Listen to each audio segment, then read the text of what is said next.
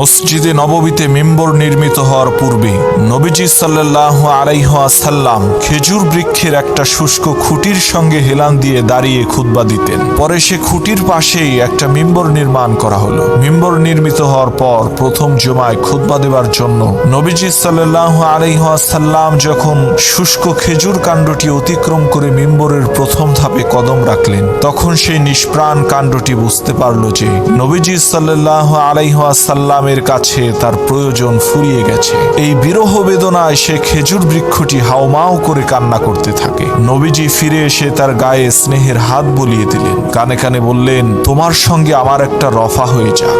আজ তুমি আমাকে যেতে দাও, তোমাকে জান্নাতের বৃক্ষরূপে পুনর্জীবন লাভের প্রতিশ্রুতি দিচ্ছি। ফলে বৃক্ষ কাণ্ডটির কান্না থেমে গেল। নবীজি বললেন, আল্লাহর কসম, আমি যদি এই বৃক্ষ কাণ্ডটিকে সান্ত্বনা না দিতাম তাহলে কিয়ামত পর্যন্ত আমার বিচ্ছেদে এইভাবে চিৎকার করে সে কাঁদতে থাকত।